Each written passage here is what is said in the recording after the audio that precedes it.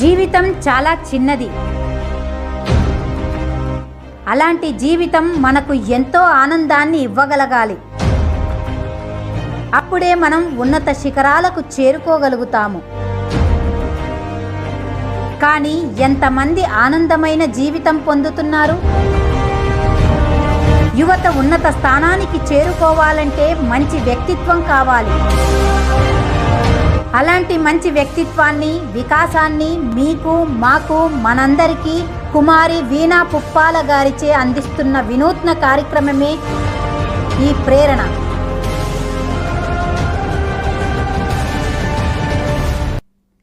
Welcome to Yuvan TV. Yuvan TV ప్రత్యేక కార్యక్రమానికి స్వాగతం. ప్రముఖ mind coach, graphologist Veena Puppala గారు ఇప్పుడు మన స్టూడియోలో ఉన్నారు. ఆవిడని అడిగి మరిన్ని విషయాలు తెలుసుకుందాం. హాయ్ వీణా గారు. హలో అండి. ప్రస్తుత సమాజంలో తల్లిదండ్రులను పట్టించుకునే పరిస్థితి పిల్లలకు లేదు. దానికి కారణం ఏంటి? దాన్ని ఎలా మనం నివారించవచ్చు? యూజువల్గా ప్రజెంట్ నడుస్తున్న జనరేషన్ ఏంటంటే అండి, ఫస్ట్ పేరెంటింగ్ స్కిల్స్ అనేవి వీక్గా ఉన్నాయి. అండ్ ఎందుకు పేరెంట్స్ని పిల్లలు పట్టించుకోలేదంటే there are 2 categories. First category ఏంటంటే due to their schedule works, వాళ్ళ వర్క్స్ వల్ల పేరెంట్స్కి టైం ఇవ్వడానికి వాళ్ళ దగ్గర టైం లేదు. ఎందుకంటే they need to work for next generation. వాళ్ళ పిల్లల కోసం వర్క్ చేయాల్సి వస్తుంది. కాకపోతే ఇప్పుడు ఏంటి అంటే సెకండ్ కేటగిరీ ఉంటారు. వీళ్ళు ఏంటంటే they are careless to the relationship అనమాట. పేరెంటింగ్ రిలేషన్షిప్ వాళ్ళు చాలా కేర్లెస్గా ఉంటారు. దీనికి రీజన్ ఏంటంటే వాళ్ళు చిన్నప్పుడు పెరిగిన విధానం, పేరెంట్స్ ఎక్కువ కొట్టడం, తిట్టడం, వాల్యూ ఇవ్వకపోవడం, వాళ్ళ థాట్స్కి, ఐడియాలజీస్కి ఇలా ఉండడం వల్ల ఏంటంటే వాళ్ళకి ఎక్కువ బాండింగ్ అనేది క్రియేట్ అవ్వదండి పేరెంట్స్తో. దీనికి మీకు ఒక చిన్న ఎగ్జాంపుల్ చెప్తాను. సో మేము యూజువల్గా రీసెంట్లీ ఒక ఫెస్టివల్కి వెళ్ళినప్పుడు జర్నీ చేస్తున్నాం అనమాట. జర్నీ చేస్తుంటే 2 వీలర్లో వస్తున్నాం. మా పక్కన ఇంకొక 2 2 వీలర్లో వస్తున్నారు. చిన్న baby, it's almost like 1 year baby. తనని ఏంటంటే ముందు కూర్చోబెట్టుకున్నారు ట్యాంకర్ మీద. ఒక చేత్తో పాపను పట్టుకున్నారు, ఓన్లీ 1 హ్యాండిల్తోనే డ్రైవ్ చేస్తున్నారు.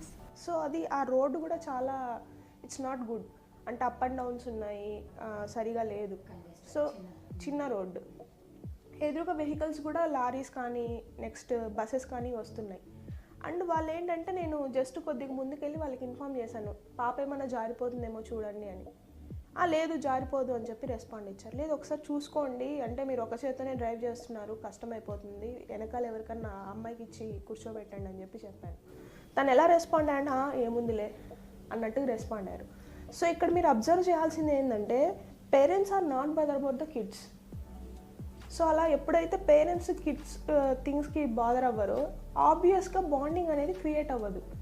దీనికి కారణం ఎవరో కాదండి, పేరెంట్స్. ఎందుకంటే పేరెంట్స్ పిల్లల పట్ల ఉండే విధానం కానీ తీసుకునే జాగ్రత్తలు కానీ సరిగా ఉంటే ఈ స్కిల్స్ ఏవి కూడా అవసరం లేదండి. డెఫినెట్గా వాళ్ళకే క్రియేట్ అవుతాయి. ఈ స్కిల్స్ ఎవరికి యూజ్ అవుతాయంటే ఎవరైతే పేరెంటింగ్ అనేది సరిగా పొందుకోకుండా ఉన్నారు, వాళ్ళ పిల్లలకి మంచి పేరెంట్స్ అవ్వాలనుకుంటున్నారు, వాళ్ళకి ఇవి గైడెన్స్ లాగా యూజ్ అవుతాయి.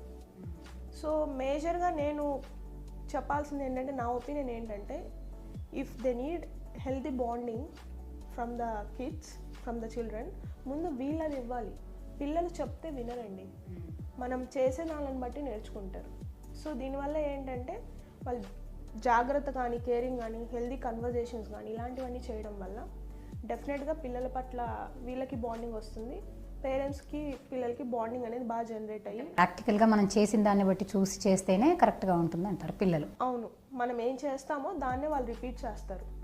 నువ్వు పిల్లల్ని జాగ్రత్తగా చూసుకోవట్లేదు, వాళ్ళని జాగ్రత్తగా చూసుకోరు, ఎందుకంటే నువ్వు ముందు చేయలేదు కాబట్టి. ఓకే, మనం ఇదేది ట్రైనింగ్ ప్రాసెస్లో ఇనక్కర్లేదండి. ఎందుకంటే మన నేచర్ ఒకలా రెస్పాండ్ అవుతుంది. మనం కూడా నేచర్ నుంచి వచ్చిన వాళ్ళమే కాబట్టి if you give something in a positive manner, డెఫినెట్గా మనకి రిఫ్లెక్ట్ కూడా పాజిటివ్ అవుతుంది రిలేషన్షిప్. ఓకే, పేరెంట్స్ బాగా హెల్దీ మేనర్లో మాట్లాడుతున్నారు, వాళ్ళ ఐడియాలజీస్కి వాల్యూ ఇస్తున్నారు, వీళ్ళు చెప్పే మాటలు విని అలా కాదు ఇలా అని ఎక్స్ప్లెయిన్ చేస్తున్నారు, they will become a very good family అండి. ఇప్పుడు నేను మీకు ఇందాక ఇచ్చిన ఎగ్జాంపుల్ చూడండి, చిన్న పాప పడితే ఏమవుతుందో కూడా తెలియదు, కింద పడవచ్చు, జారిపోవచ్చు. They are very irresponsible. అయ్యో అలా పడుతుందని అనుకోలేదు, పొరపాటున పడింది అంటారు. ఇలాంటిది ఇంకో సినారియో తెలుసు. జస్ట్ ఒక 3 months బేబీని తీసుకెళ్తున్నారండి బండ్లో, మామూలు ఇట్లా పడుకోబెట్టే దాంట్లో తీసుకెళ్తున్నారు, ఇలా పట్టుకొని ఉంటాం కదండి బేబీస్కి. సో వాళ్ళ జర్నీలో కన్వర్జేషన్లో ఉన్నారంట వైఫ్ అండ్ హస్బెండ్. బేబీ ఎక్కడో జారిపోయింది.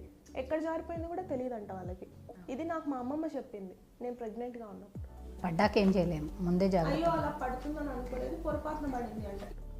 సో నేను అనుకున్న అంత కేర్లెస్గా పిల్లలు ఎలా అంత అట్లీస్ట్ డ్రాప్ అయిన విషయం కూడా వాళ్ళకి అర్థం కాలేదు. అండ్ ఇలాంటివి నాకు ఎన్నో చాలా విషయాలు నా సరౌండింగ్స్లోనే జరుగుతున్నాయండి. నేను ఆగి చెప్పగలిగినంత వాళ్ళకి చెప్తున్నాను.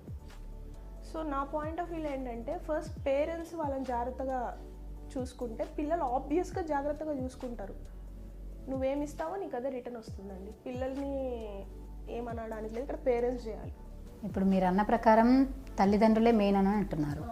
కానీ తల్లిదండ్రులు ఎంతో జాగ్రత్తగా చూసి కూడా, ఎంతో జాగ్రత్తగా వాళ్ళని ఒక బొమ్మలాగా చూసుకుంటూ చేసినా కూడా పిల్లలు అలా ఉండట్లేదు. మరి దానికి ఏమంటారు?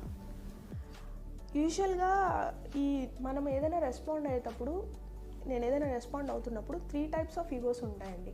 ఒకటి ఏంటంటే child ego, 2 adult ego, 3rd వచ్చి పేరెంట్ ఈగో. మనం ఎప్పుడు ఏ రిలేషన్షిప్ అయినా కంటిన్యూస్గా బాగుండదు. కొన్ని గొడవలు వస్తాయి, మళ్ళీ ఆ బాండింగ్ని బట్టి అండర్స్టాండ్ చేసుకొని సర్దుకొని పోతూ ఉంటాం. అది పేరెంట్స్ రిలేషన్షిప్ అయి ఉండొచ్చు, మ్యారేజ్ రిలేషన్షిప్ అయి ఉండొచ్చు, ఏదైనా ఉండొచ్చు. ఇప్పుడు మీరు చెప్పిన దాని ప్రకారం చూస్తే తల్లిదండ్రులదే మెయిన్ బాధ్యత అంటున్నారు. అంటే మొత్తం తల్లిదండ్రులే మెయిన్ అంటున్నారు. అలా తల్లిదండ్రులు ఎంతో జాగ్రత్తగా బొమ్మలాగా చూసుకొని జాగ్రత్తగా ఇచ్చేసినా కూడా పిల్లలు తల్లిదండ్రులను చూసుకోకపోగా పక్కదారులు పడుతున్నారు. మరి దానికి ఏమంటారు?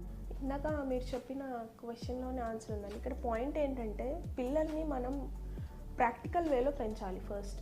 అంటే ఎక్స్ట్రీమ్ లవ్ చూపించకూడదు, ఎక్స్ట్రీమ్ నెగిటివిటీ చూపించకూడదు. ఇందాక నేను మీకు చెప్పిన ఎగ్జాంపుల్స్ ఏంటంటే ఎక్స్ట్రీమ్ నెగిటివిటీ ఉన్నవి. పిల్లలు పేరెంట్స్ని ఎప్పుడు పట్టించుకోరు అంటే ఎక్స్ట్రీమ్ నెగిటివిటీ ఉన్నా పట్టించుకోరు. ఏది అతిగా ఉండకూడదు అంటారు. ఉండకూడదు. సో ప్రాక్టికల్గా ఉండాలి. మనం యూజువల్గా ఎలాంటి సినారియోస్లో ఎక్కువ హెల్దీ పేరెంటింగ్ అనేది వస్తుందంటే, ఒక కొత్త విషయాన్ని నేర్చుకుంటున్నారు, నువ్వు ఆ విషయం అది వాళ్ళకి నేర్పించాలి, నువ్వే చేయకూడదు. పేరెంట్గా వాళ్ళకి నేర్పించి పక్కన కూర్చొని అప్స్ అండ్ డౌన్స్ ఏంటి ఇవన్నీ చెప్పగలగాలి. అప్పుడు వాళ్ళు అర్థం చేసుకుంటారు ఏంటి ఇందులో ప్రోస్ అండ్ కాన్స్ అనేది. సో ఇలా చేయడం వల్ల ఏమవుతుందంటే పిల్లలకి వాళ్ళ మధ్య లాజికల్ థింకింగ్ అనేది క్రియేట్ అవుతుంది, పిల్లలకి పేరెంట్స్కి. సో వాళ్ళ ఎమోషన్ స్టెబిలిటీ తెలియడం. మీరు చెప్పినట్టు ఏంటంటే పిల్లలకి ఎలాంటి కష్టం తెలియకుండా పెంచాలనుకోండి, వాళ్ళకి ఎథిక్స్ వాల్యూస్ అనేవి అర్థం కావు. ఫైనాన్షియల్ థింగ్స్ పిల్లల ముందు ఎవరు డిస్కస్ చేయరు యూజువల్గా. సో ఏ పేరెంట్స్ అయితే అవి డిస్కస్ చేస్తారో అప్పుడు పిల్లలకి ఏంటంటే ఒక ఎవల్యూషన్ ప్రాసెస్ అనేది వస్తుంది. వాళ్ళు అర్థం చేసుకోగలుగుతారు మన ఫైనాన్షియల్ స్టెబిలిటీ ఏంటి, మా ఇంట్లో లైఫ్ లోన్కి ఎఫర్ట్ చేయగలుగుతారా లేదా, అండ్ ఎక్కువగా మారం చేయకుండా ఉండడం, ఇలాంటివన్నీ క్రియేట్ అవుతాయి. సో ఇలా క్రియేట్ అయినప్పుడు ఒక హెల్దీ కన్వర్జేషన్ అనేది కూడా చాలా ఇంపార్టెంట్ అండి. పేరెంటింగ్ స్కిల్లో healthy conversation is the most important. Extreme పట్టించుకోకుండా ఉండకూడదు, ఎక్స్ట్రీమ్ లవ్ చూపించకూడదు. We need to be in middle. ఏదైనా అతిగా చేస్తే అనర్థానికే దారి తీస్తుంది. సో ఆ పాలసీలోనే ఎఫెక్షన్ అనేది కూడా మనం ఎంత నెసెసిటీ ఉందని చూసుకొని వాళ్ళకి ఇవ్వాలి. And we need to guide them.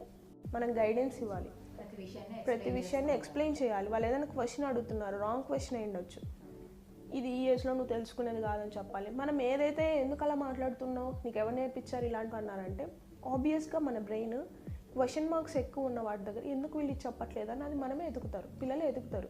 వేరే వేళ వెళ్ళడానికి చాలా స్కోప్ ఉంది. సో పిల్లలు ఏది అడుగుతున్నా వాళ్ళకి ఎక్స్ప్లెయిన్ చేస్తూ ఉండడం, హెల్దీ కన్వర్జేషన్స్ చేయడం, ప్రాక్టికాలిటీకి దగ్గరగా పెంచడం, ఇలాంటివి చేయడం వల్ల ఏమవుతుందంటే వాళ్ళకి ఒక మారల్స్ ఎథిక్స్ అనేవి క్రియేట్ అవుతాయి పేరెంట్స్ పైన. సో అలా పేరెంట్స్కి చిల్డ్రన్స్కి కూడా బాండింగ్ అనేది ఏర్పడుతుంది. అండ్ నా పాయింట్ ఆఫ్ వ్యూలో ఏంటంటే పేరెంట్స్ ఎక్కువ రెస్పెక్ట్ ఎక్స్పెక్ట్ చేస్తారండి, మర్యాద, నా మాట వినాలి, ఎస్పెషలీ ఫాదర్స్, నేను చెప్పిందే జరగాలి అన్నట్టుగా ఉంటారు. సో ఈ స్ట్రాటజికల్ మైండ్ సెట్ వల్ల ఏమైపోతుందంటే వాళ్ళు ఆబ్వియస్గా పిల్లలు ఎక్కువ సఫర్ అవుతారు. అంటే they can't open up themself. So parents especially fathers పిల్లలతో హెల్దీ కన్వర్జేషన్స్ చేయడం చాలా ఇంపార్టెంట్ అండి నా పాయింట్ ఆఫ్ వ్యూలో. ఏదైనా అయిన తర్వాత మనం ఎంత బాధపడినా ఏం చేయలేం, కాకముందు ఏదైనా చేయాలి. అండ్ పిల్లల పట్ల ఏంటంటే ఎప్పుడు we need to observe them, ఏం చేస్తున్నారు, కరెక్ట్గా చేస్తున్నారా లేదా. ఇలా చేయడం వల్ల ఏంటంటే ఒక హెల్దీ రిలేషన్షిప్ అనేది జనరేట్ అవుతుంది. ఇది పేరెంట్స్ అండ్ చిల్డ్రన్స్ మధ్య కాదు, ఏ రిలేషన్షిప్ అయినా హెల్దీగా ఉండాలంటే ప్రాక్టికాలిటీకి దగ్గరగా ఉండాలి అండ్ హెల్దీ కన్వర్జేషన్స్ అనేవి జరుగుతూ ఉండాలి. టాపిక్ అయ్యుండొచ్చు, ఒపీనియన్స్ అయ్యుండొచ్చు, ఏదైనా. దీనివల్ల it will be a very good healthy relationship. Prerana